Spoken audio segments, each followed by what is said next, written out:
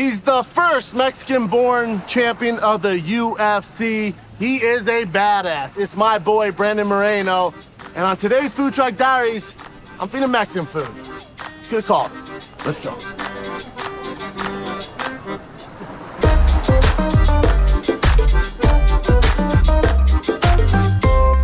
Champ is here, my man.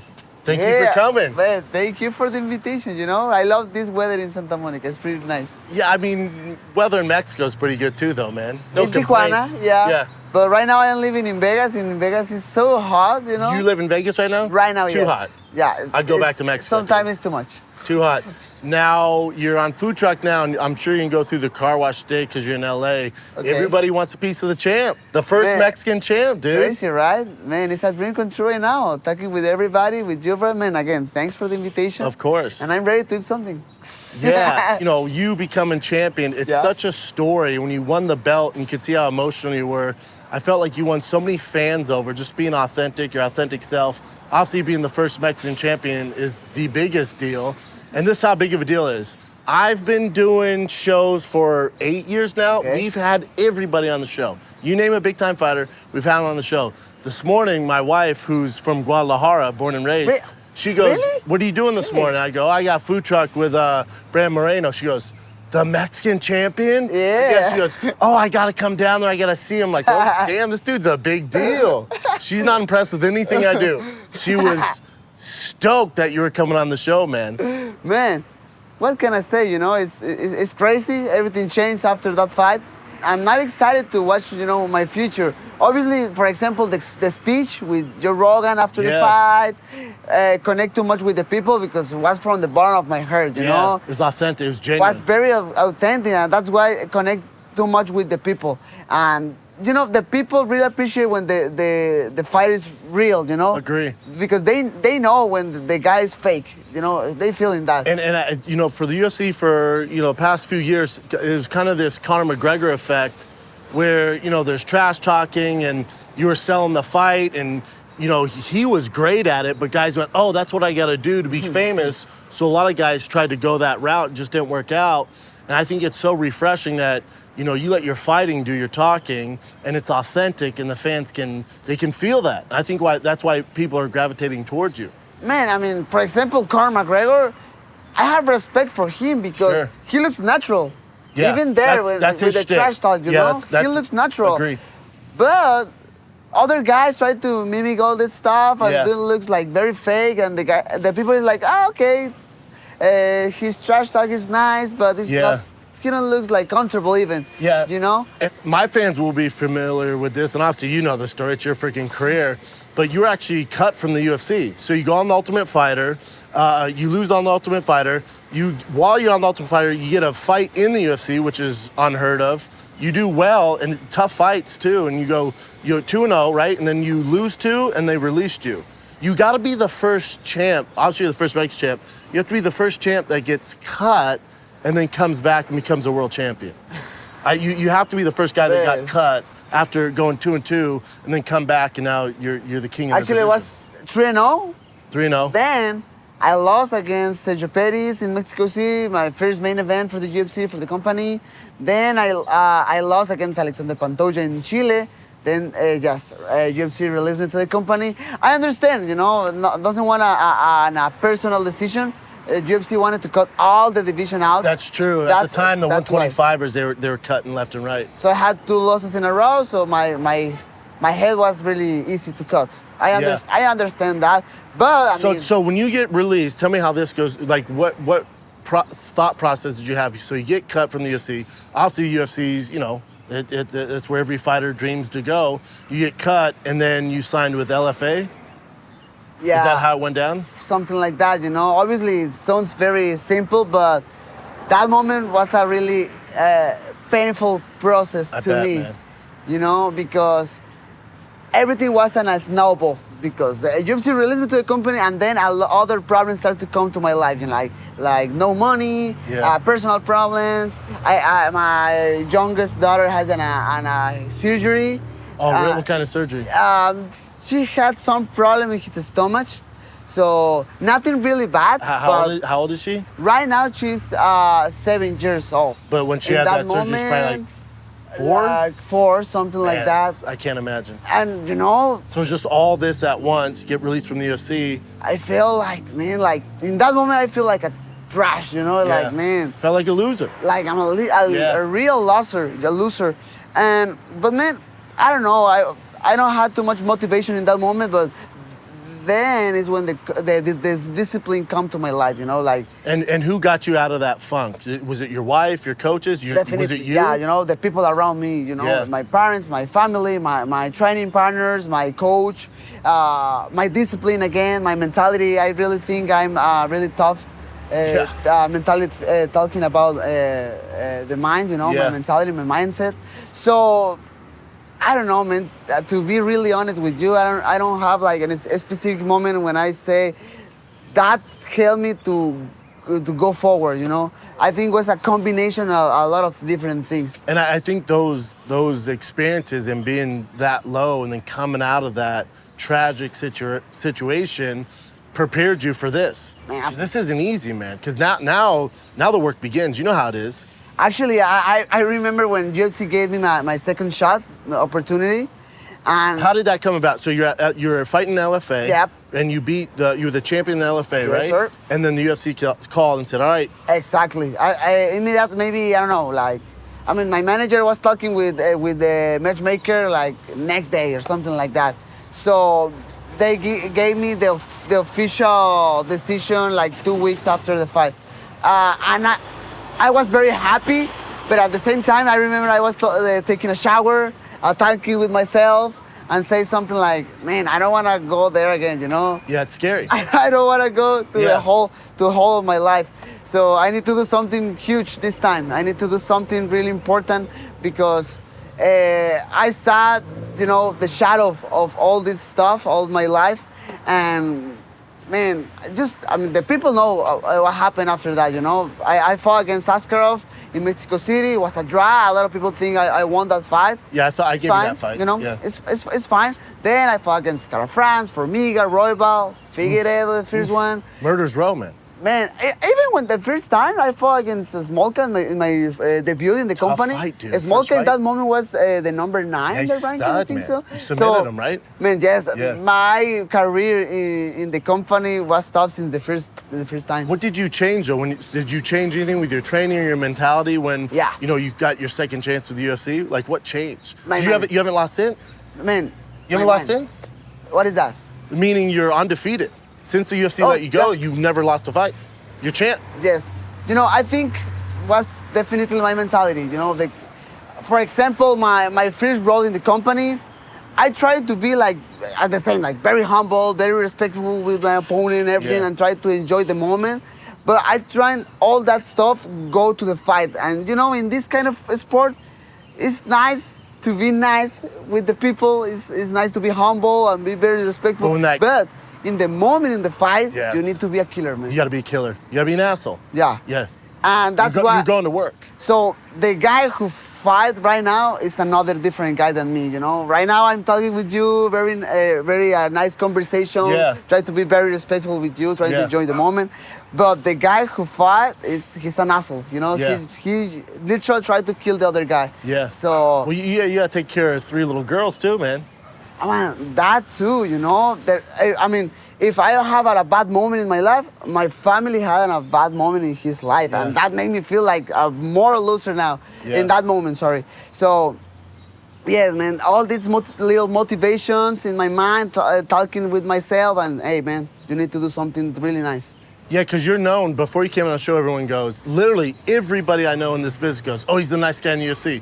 I talked to John Anik. He's like, he's the nicest kid ever, man. You're gonna love this guy. He's the nicest kid ever. So you have this persona that you're just the nicest guy in the sport. Thank you, Rod. Which is a good thing. I have a competition with Wonderboy. Actually, I saw him in Wonderboy's nice. Last fight. Wonderboy's nice. Hey, everybody's talking about you and me, brother. Like, we have a competition for the nicest guy in the company.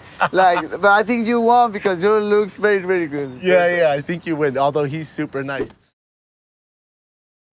Let's take a little break from chatting with the nicest guy in sports, Brandon Moreno. Because, fellas, I see you out there on the streets. You're hairy, man. You're hairy. I can't see below, but I'm sure you're packing some heat. Pack some heat in your pants because it's extra hairy, man, and nobody likes that. And thank God for Manscaped. Manscaped has their new Lawnmower 4.0 to keep you hairless this summer. It's a thick boy summer. It's not a hairy summer. So let Manscaped help you out with their new Lawnmower 4.0. If you get the Performance Package 4.0, we're giving you boxers. You're in the weed whack. You got hair coming out of your ears, hair coming out of your nose. It's not cool. Talk to your girl. And you can get 20% off all this when you go to manscaped.com. Promo code Food Truck, free shipping, stay hairless, look like a seal, get rid of the freaking bush. Manscaped.com, promo code Food Truck, 20% off.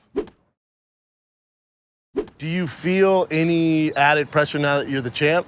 Because again, you go from here and then it's on, man. You're doing the car wash, ESPN, Canelo, all this crazy stuff. Do you feel more pressure? Man, 100%. You know, I don't want to be this guy with a one-hit wonder. No, hell no. I mean, I want to build a legacy, not just for me, for my family, for the people around me, for my people in Mexico, for the sport in Mexico, I want to put the mixed martial arts in another level. And this is the way you do it. You look at, what Izzy's done over there in New Zealand. Yes. You look at what Francis did for Africa. Yes. So, once they have a guy that they can relate to, for example, you in Mexico, then the younger kids go, well, I'm just like him. I want to be like Moreno. He's the champion. I'm going to be like him, so you inspire all these other kids, man. And maybe these kids can see my history and say something like, hey, I can do something in this sport, not just boxing, not just, I don't know, we are really good. In general, Mexico is really good in combat sports, A lot of Mexican champion boxing. Boxing's great. Gold medals in Taekwondo in Olympic Games. Yeah. We are really good throwing punches. But mixed martial arts... And kicking balls. You guys are good at soccer. Pretty good. Pretty good. So, we are really good in general in that, but not in mixed martial arts. So, we are in the correct spot right now. Just we need to keep working, I would love and I don't know if that's what's next, and you can allude to what's next. So is the next fight going to be a rubber match with the same opponent?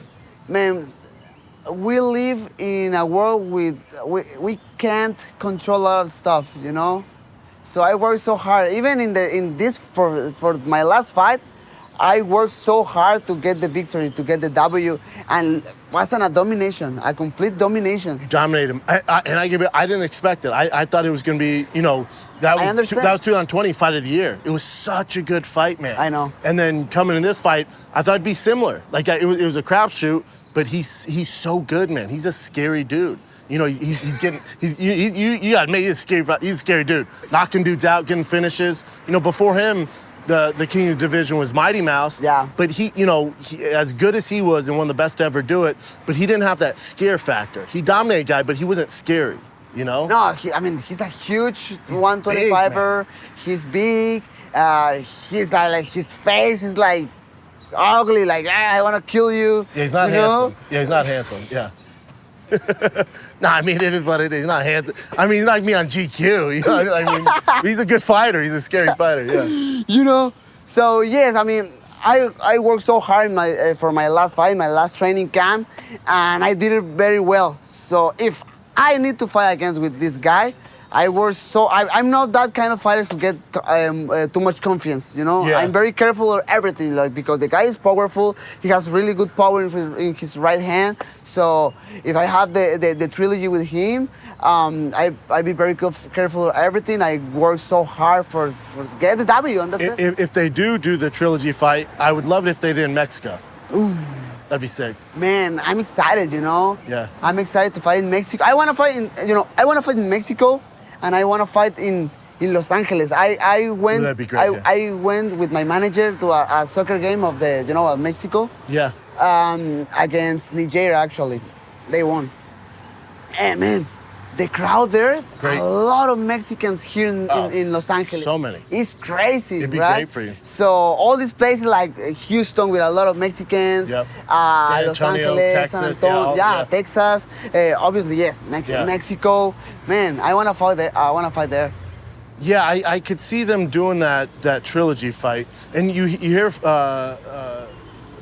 you hear him talking about, oh, I didn't feel good going to that fight, or it was a bad weight cut or something like that. When I hear guys say that that's his issue. Like that's not your issue. You showed up and put on a hell of a performance, became world champion. So that's something he needs to work on. Man, to be honest, I don't know because I'm not the matchmaker, but I don't think it's my next fight. You know? No. I don't know, obviously, but I don't feel like it's my next fight. I think he needs to fight one more time. And there's a good point to that because you dominated. I'm not vying to see that. You know, it's like, all right, he did that. I mean, and it's not because I'm scared or something like that. Obviously not. But it's because, I mean, the fight was domination, you know? I dominate this guy. So right now, the possibility is crazy. You know, Cody Garbrandt is one to come to the division. He's a former champ. He's not in the best place of his career, but, you know, he's the name. He's a name. He hits hard, you know, 125. They want him to have a fight at 125 before he fights for the title. Yeah.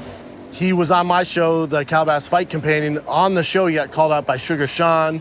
So that would be that'd be at 135. So he's like, I'm open to fight at 135, get that win over Sugar if that gives me a title shot against Brandon. Maybe, you know. So he's a possibility completely.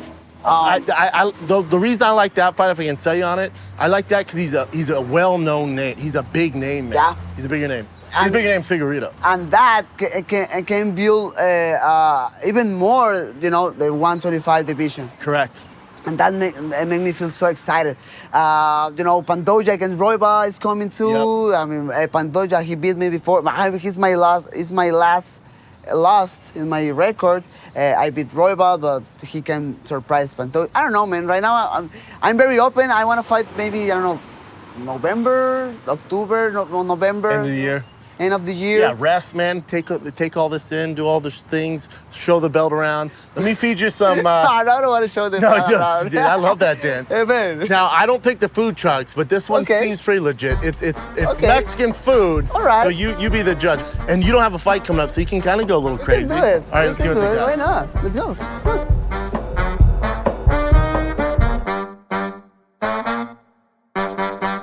Hola. Hola, how are you? Muy bien. Thank you so much. Good. Thank you. Thank you. I'm ready. You know, I'm ready to get something. I'm ready to take your order. You have tacos? Yes, I have soft taco. Get the combination. I think the sample part is good. That's you know? a sample part for it's you, heavy okay. too, but not too much. Is it good for you? It's good for me. It's good for you. Okay. It's good for you. Yeah, bone marrow too. I'll do the queso taco. Perfect. Thank you.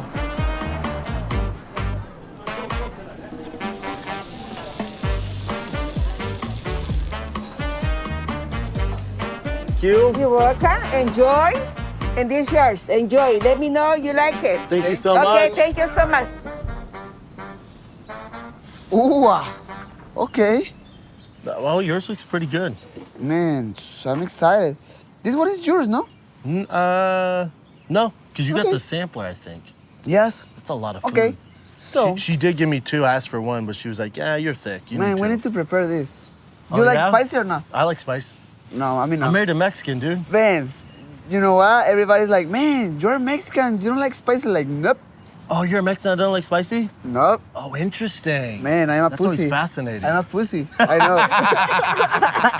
know. Does your wife like spicy? Of course, she loves spicy. She told me, you're a pussy. Like, okay. Well, like, what can I say? Do your kids like spicy? Nah, I don't know. My kids are very young, but maybe in the future. Yeah. How's the dad life going? How do you juggle Oh, man, being it's a crazy. world champion and then also a father of 3 girls? What's the ages? What'd you say? 7? What is 7 years, 2 years, almost 3, and 9 months. Oh, you're in the thick Almost of it. 10. You're in the thick of it, Daddy. I don't have TV in my house. Just surrounded by girls, man. Oh man, I'm scared of you know, in the future with all these girls. Well, yeah, but the thing is, as they get older, whatever dude's gonna date one of your daughters, they gotta come over and meet the champ. You know what I'm saying? Everybody say that, you know, but But you're the nice champ. yeah, the nice champ. But there's nice Mexican champions, like, you know, Canelo's He's friendly. He's, you know what? I mean, I have friends who know Canelo. Mm-hmm. They say like he's very serious. He's not a bad person, or like You know, bad people. No, just a serious just dude. a serious dude. Yeah. Right. So it exists a difference there.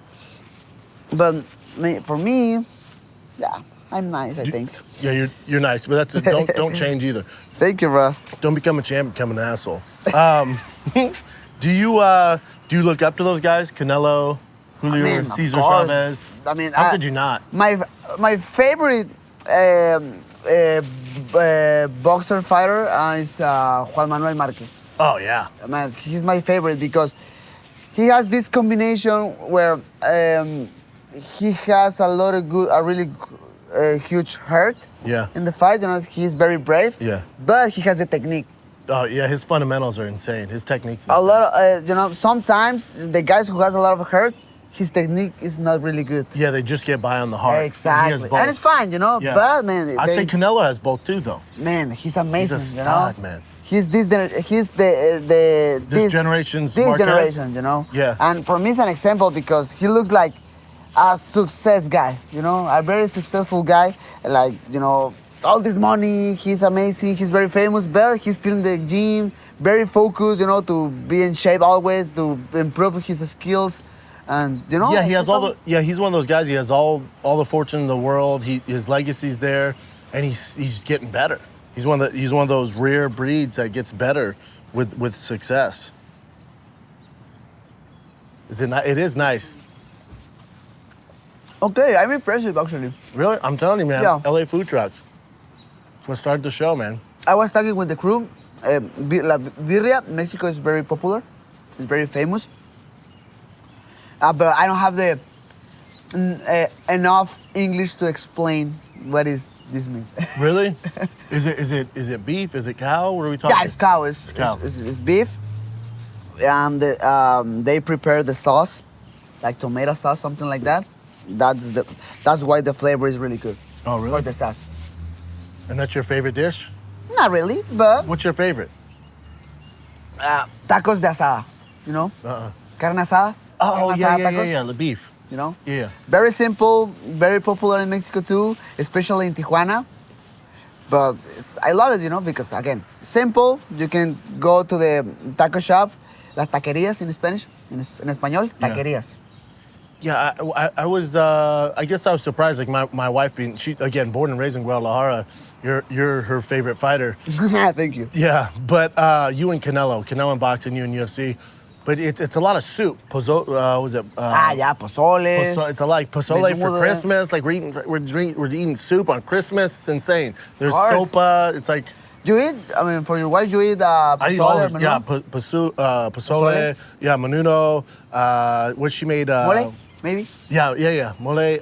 What else? She made flautas with the green salsa. You know what I'm talking about, dog. You should have came over, man. To make it for the whole family. She has a Flautas, green man. salsa. Blow Yeah, your of mind, course. dude. Chilaquiles? Yes, all Red, that. red or green? Red. Green. You like green? Yeah. Yeah, prefer green. Christmas is weird, man. It's pozole. It's like soup. There's tamales all over the goddamn place. I'm white, dude. We eat Tamale. ham and stuffing and shit. Not anymore. Actually, in my family, we have the habit to eat tamales in Christmas. Tamales and Christmas. You have the sweet green or red? I prefer both. Both are really good, but red is good. I gotta be honest. I've had tamale like blows me away. It's just like corn and then. You know what? You need to find the correct tamales. Yeah. Well, tell my girl that. So obviously, I don't know here in LA, but in Mexico, you need to find the best place. You know? My girl makes them by hand. Oh, really? Yeah, she makes them. Her and her mom makes them. She's You your coulda wife came or not? over. No, she's not here. Okay. Oh, so, man, You about to give her advice on how to make I don't want to say tamales? nothing about the tamales of your wife.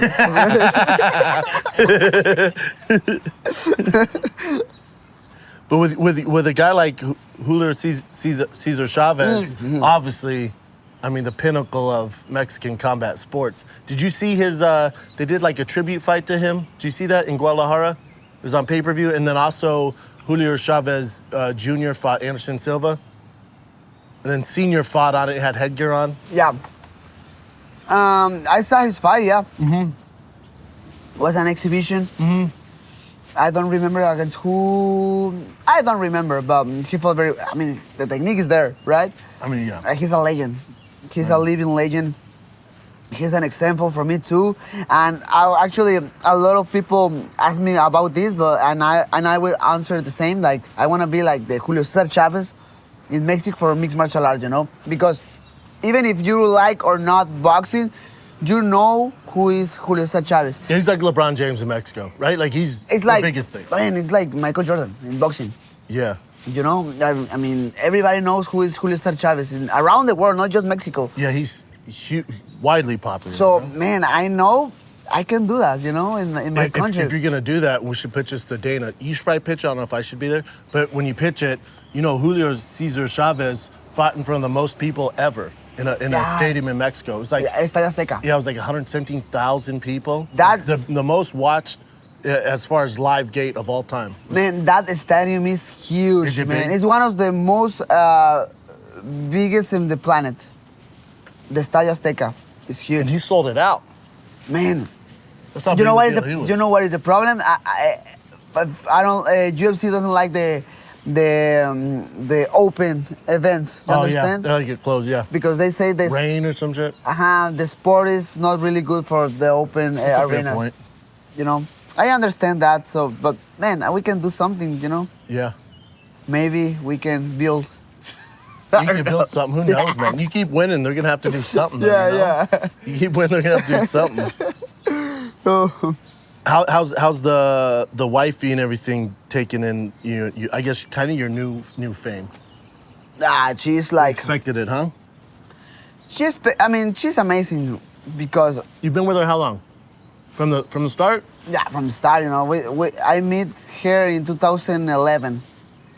So. Is she Mexican? So no, yes and no. She born in Texas. But she grew up in the border with Texas and Tamaulipas. Oh, okay. Right? Yes. So she speak amazing Spanish, everything, and English. She speak English, everything.